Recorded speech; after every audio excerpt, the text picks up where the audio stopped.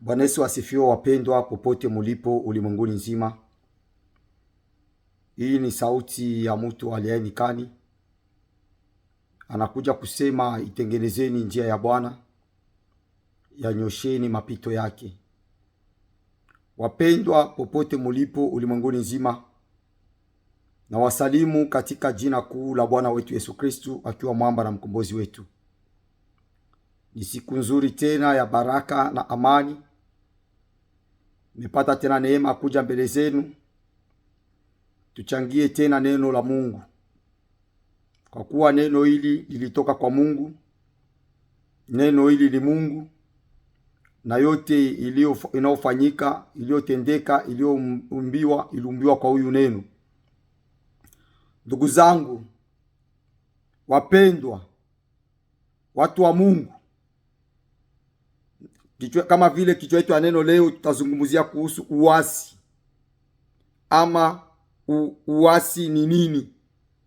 Narudi tena, kichwa chetu ya neno siku ya leo tena tutazungumzia kuhusu uasi.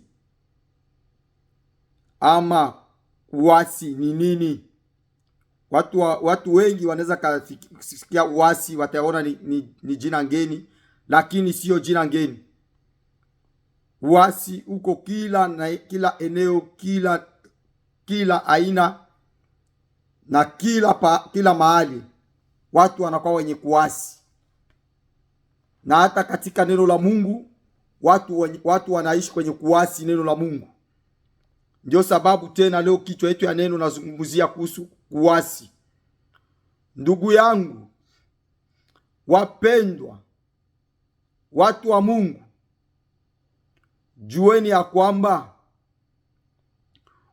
kuasi, mtu wa Mungu kiishi kwenye kuasi ni hasara na ni huruma, na ujue unaoyafanya na unaoyatenda, na ujue ni Mungu yupi unaomwabudu. Wapendwa, narudi tena, watu wa Mungu, narudi tena popote mulipo ulimwenguni nzima. Ndugu zangu wapendwa, mtu yeyote ule anaishi katika kuasi neno la Mungu, kumwasi huyu Mungu, kumwasi huyu Yesu, ndugu yangu, huyo mtu huyo ajue ni kitu gani alikuja kutafuta katika njia hii ya wokovu. Alikuja kutafuta kwa huyu Mungu wa kweli na wa pekee. Kwa kuwa uasi, ndugu yangu, ukiishi kwenye kuasi neno la Mungu, jua ya kwamba Mungu, huyu Mungu wa kweli, huyu Mungu wa mbinguni, huyu Mungu wa Baba wa Bwana wetu Yesu Kristo, ndugu yangu, akujui na akutambui na hata kujuaka milele. Kwa kuwa umekuwa umeasi neno lake, umekuwa umeasi maagizo yake, umekuwa umeasi amri zake, umekuwa umsikie tena huyu Mungu. Unaanza jiongoza kutokana na akili yako, kujiongoza kutokana na tamaa yako. Tamaa ya dunia inakusonga, tamaa ya mwili inakusonga. Sasa wewe uko duniani na uko kwa Mungu, maana pote uko pale, uko kwenye kuasi ndugu yangu, uko kwenye kuasi ndugu yangu. Wapendwa ndugu zangu, watu wengi wanaishi kwenye kuasi huyu Mungu, kuasi neno la Mungu, kutokumsikia huyu Mungu. Na huyu Mungu kweli awasikie na haiko hata ndani mwenu, kwa kuwa mnaishi maisha ya kuasi. Maisha ya uasi ni maisha machukizo sana. Mungu anachukia wowote ule anayeasi neno lake. Mungu anachukia yoyote ule anayeasi amri zake. Mungu anachukia yoyote ule anayesema anampenda Mungu na kumbi ndani mwake hamuna Mungu. Wapendwa, jueni ya kwamba huyu Mungu ama huyu Yesu kuja kwake hapa duniani akuja kuleta amani, akuja kuleta amani duniani. Alikuja kuleta upanga hapa duniani, na kuleta moto. Jua katika safari hii ya wokovu, jua katika safari hii ya wokovu, ndugu yangu, ni kujikana ndugu yangu, ni kuacha dunia ndugu yangu, ni kuacha tamaa ya mwili ndugu yangu, ni kuacha vyote na kumfuata huyu Yesu na kuyashika amri zake na kushika maneno yake na maelekezo ya Mungu. Lakini ukiishi yale yote uyashiki, au musikie Mungu, au shike neno lake, au zitii amri zake na usikie maagizo yake, ndugu yangu, uko kwenye kuasi. Jua upanga ndugu yangu hautaiepuka hapa duniani. Upanga hautaiepuka, ama siku ya hukumu hautaepuka ndugu yangu. Wapendwa, narudia tena, watu wa Mungu, munaishi kwenye kuasi neno la Mungu, kutokumusikia Mungu, kutokushika amri zake na kutokutii maagizo yake. Ndio sababu unaona dunia leo hii sasa hivi, yani iko kama ilivyo tu. Dunia, ukiangalia duniani, ukiangalia wanaomwabudu Mungu, wanaosema ni Wakristo, wanaosema wanamwabudu huyu Yesu, na ukiangalia wapagani, wote wanafanana, wote wako kwenye kuasi. Na uko katika dunia umeasi kwa kuwa ukumusikia huyu Yesu na ukumusikia huyu Mungu na ukutii amri zake.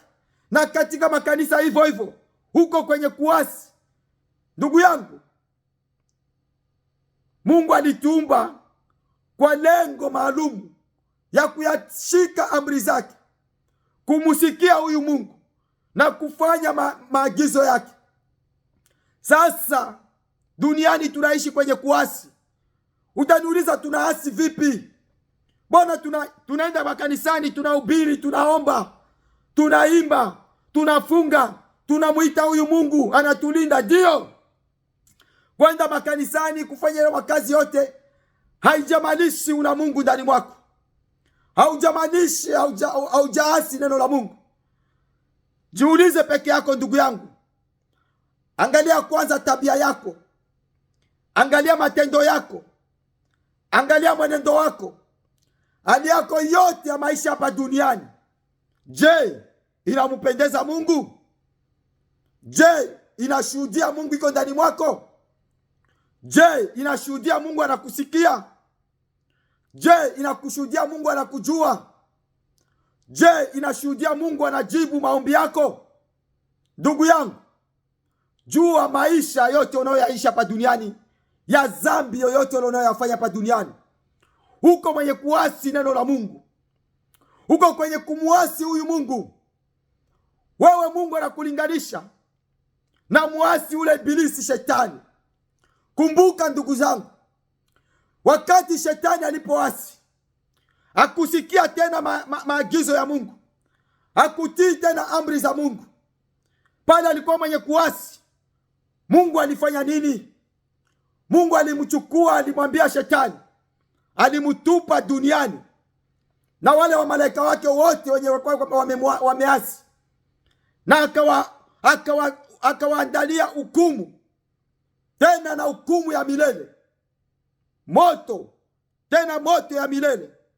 Ndugu yangu, jua tabia yote mbaya unayoyaishi, jua matendo yote mbaya unayoyatenda hapa duniani, jua yote yale unayoyafanya haimshuhudia huyu Mungu. Uko mwenye kuasi neno la Mungu na uko mbali na Mungu, wala huyu Mungu haiko pamoja nao, wala huyu Mungu kamwe hatakusikiaka, wala hawezi kujibu maombi yako. Angalia tu peke yako, wewe ule, wewe ni muongo. Wewe ukiwa muongo ndugu yangu, jo umeasi tayari, hauyashike amri za Mungu.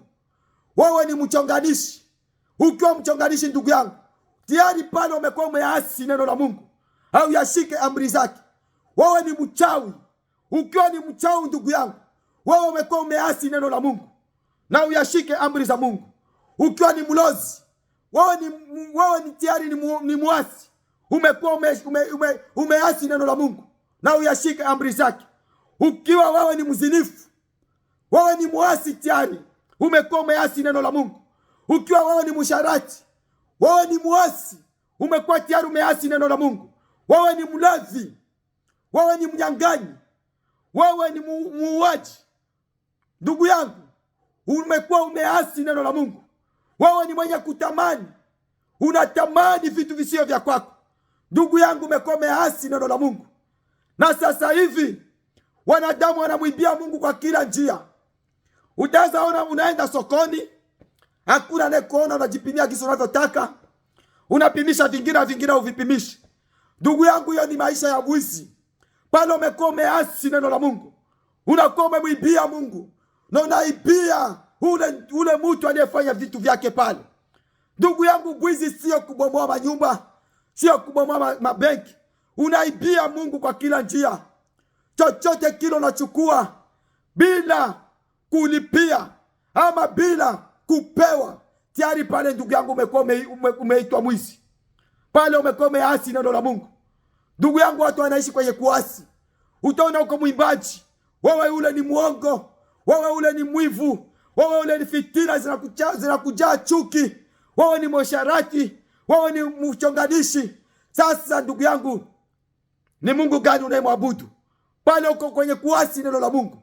Unaweza kuwa wewe ni bishop, wewe ni mchungaji, wewe ni evangelist, wewe ni askofu, wewe ni mzee wa kanisa, wewe ni unafanya huduma yoyote kanisani, unafunga na kuomba, unaombea watu kweli, unafanya kazi za Mungu kweli, lakini uko kwenye kuasi neno la Mungu. Wewe ni mwongo, wewe ni mchonganishi, wewe ni mwizi, wewe unaibia watu, wewe ni mzinifu, wewe ni msharati, wewe ni mchawi. Ndugu yangu, pale umekuwa umeasi neno la Mungu. Tunaasi neno la Mungu, tunamwasi huyu Mungu bila kujua. Ndio sababu Mungu hatumuoni kwenye maisha yetu, na jibu maombi yetu, na atembee na sisi, kwa kuwa tunaasi neno la Mungu. Ndugu yangu wapendwa, kama vile kichwa ya neno navyozungumza, kuasi neno la Mungu, uasi. Ndugu yangu, uasi ni kitu cha Mungu anachukia. Mwenye kuasi neno lake, mwenye kutokutii amri zake, mwenye kutokutii maagizo yake, pale utakuwa hauna Mungu mpendwa. Mungu atakuwa mbali na wewe. Maombi yako Mungu hata yasikia, hata yajibu. Hata kwenye mafamilia tu tunaishi, ndugu kwa ndugu, huyu ndugu anatakia huyu ndugu mbaya, mama na bwana wapatani, hao wanakuwa wameasi neno la Mungu. Watoto wasikie wazazi, wazazi nao kwa watoto hivyo hivyo. Maisha inaishi, maisha kila mtu ajijue.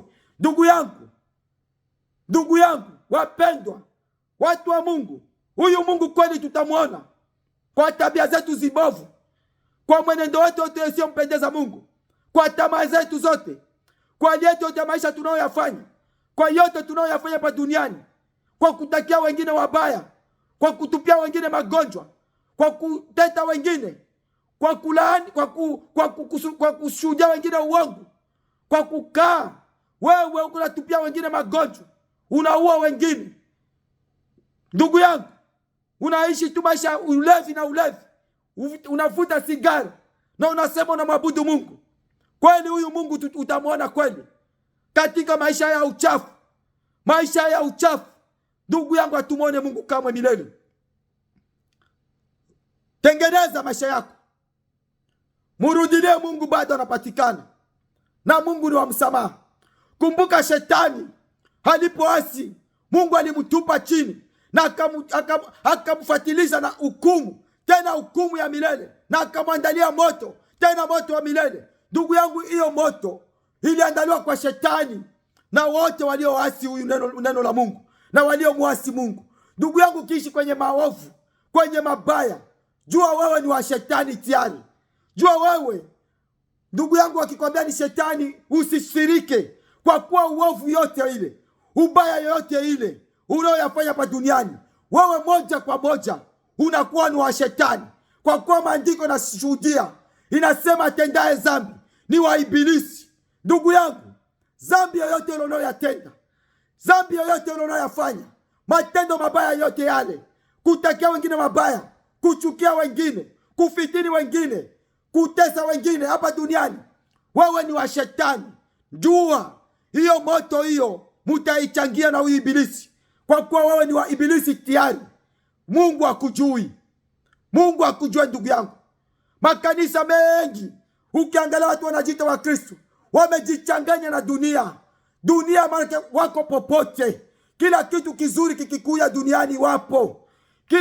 Kila kitu popote pale wapo. Utaona nje kwenye mabichi, utaona nje kwenye kujitoka eti tunaenda kumabwate. Wanaenda tu sehemu wapagani wanaposherekea na wale wa Kristo huko. Ndugu yangu, mumekumbwa na dunia. Hamujua mnayemwabudu. Munakuwa mumeasi neno la Mungu. Mumemuasi huyu Mungu. Mumemuasi Yesu. Hakuna Mungu ndani mwenu. Ndugu yangu, jueni ya kwamba mauti, kifo inawaandaliwa.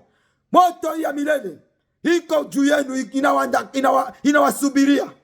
Unaishi kweli, utaishi kweli, lakini utakufa, utapotea. Jua baada ya maisha tunayoishi hapa duniani kuna maisha mema Mungu ametuandalia.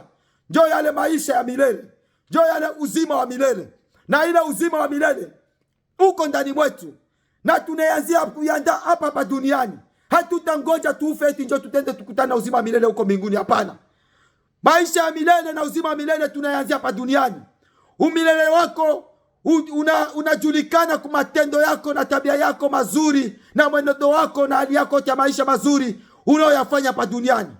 Na umilele wako katika moto unajulikana kwa mambo yako yote mabaya unayoyafanya hapa duniani. Matendo yako yote, mwonekano wako wote wa kishetani, tabia zako zote za kishetani, maamuzi yako ya kishetani, kusema kwako kwa kishetani, kutakia wengine mabaya, kutupia wengine magonjwa, kuua wengine, kutesa wengine, kuibia wengine, kudhulumu vitu vya wengine, tamaa ya wengine. Unaishi eti unampenda Mungu. Wewe ni muongo, wewe ni mzinifu, wewe ni msharati, wewe ni tapeli. Ndugu yangu, huko unatengeneza umilele wako katika jehanamu.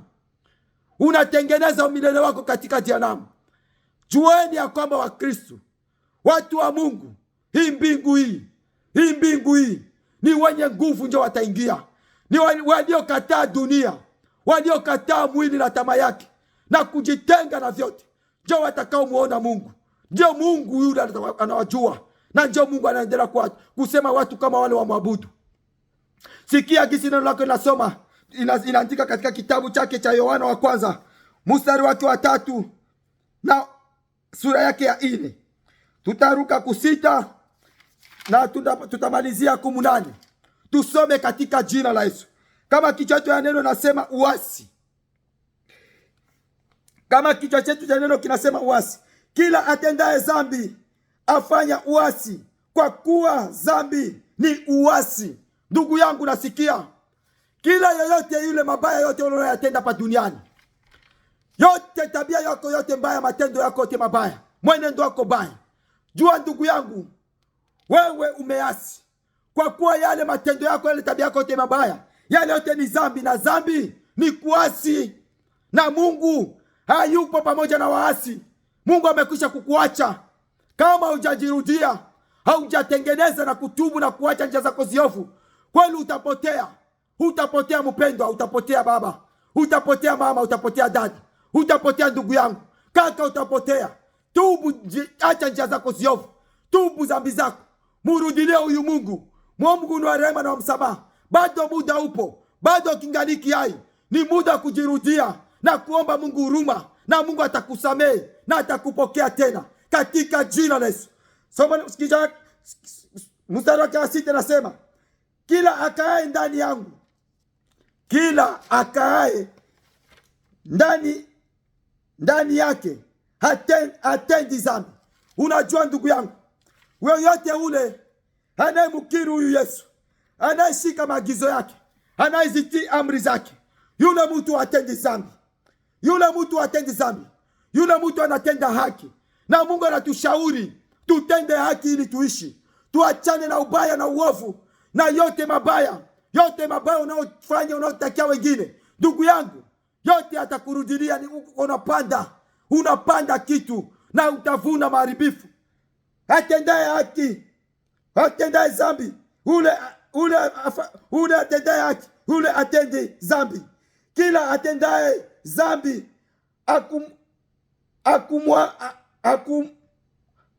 kila atendaye zambi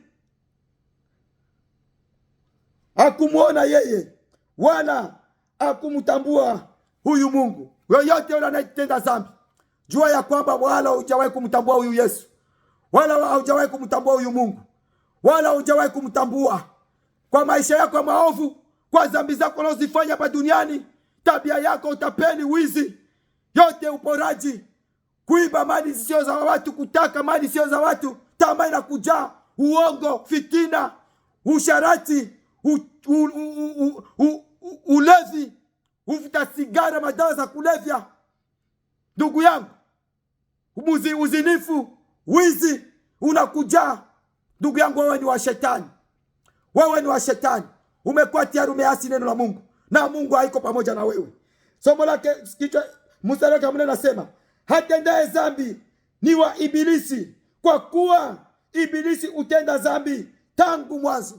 Ndugu yangu, jua ya kwamba yote mabaya unayoyatenda, yote maovu unayoyatenda, kwa tabia yako yote, kwa mwonekano wako wote wa ndani wa nje, kwa kujipendezesha ya kishetani, umekuwa umetenda zambi. Wewe ni wa Ibilisi, wewe ni wa shetani, kwa kuwa Ibilisi ametenda zambi tangu mwanzo.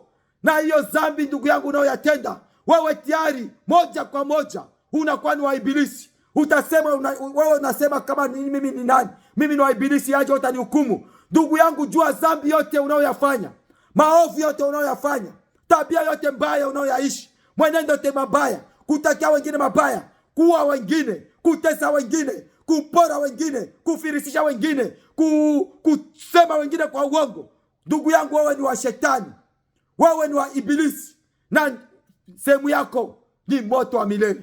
Mpendwa ndugu yangu, Mungu akubariki popote ulipo. Sikia neno hii, murudie huyu Mungu, bado anapatikana. Tengeneza mabaya yako, tubu zambi zako zote hadharani, ndugu yangu, hapana kutubu kisirisiri.